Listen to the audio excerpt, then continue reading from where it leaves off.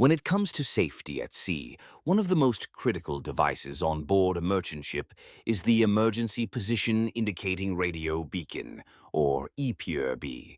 These devices are designed to alert search and rescue services in the event of an emergency, and understanding the different types of EPIRBs is essential for any vessel operator. There are primarily three types of EPIRBs you should be aware of: COSPAS-SARSAT, Inmarsat-E, and VHF-CH70E. The COSPAS-SARSAT system is perhaps the most well-known, utilizing satellites to relay distress signals to rescue coordination centers. It operates on 406 MHz, which is the frequency that triggers a response from search and rescue teams worldwide. Then we have the Inmarsat-E, which provides global coverage and is particularly useful in remote areas where satellite signals might be weak. Finally, VHF-CH70 is a short-range option, primarily used for local distress communications, and it's essential for vessels operating close to shore. Now, let's talk about testing your EPIRB.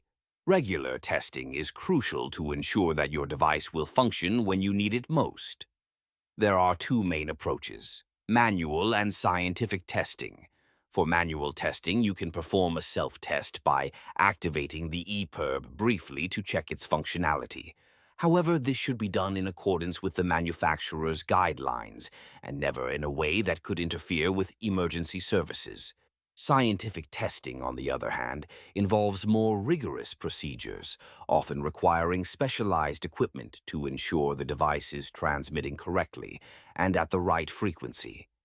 According to the International Maritime Organization, or IMO, and the Global Maritime Distress and Safety System, or GMDSS, there are specific regulations regarding EPIRB testing intervals.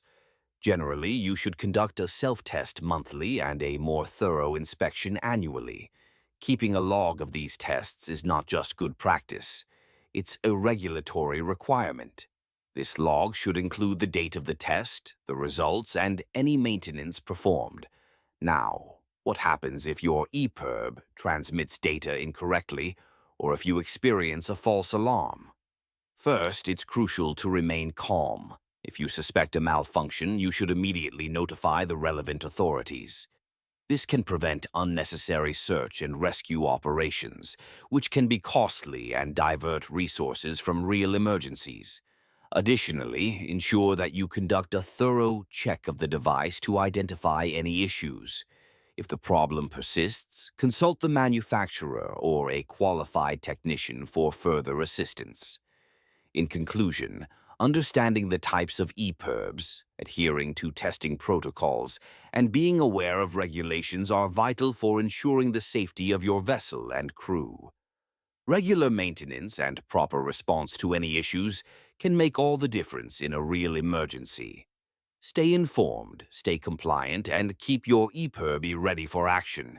Your safety at sea depends on it.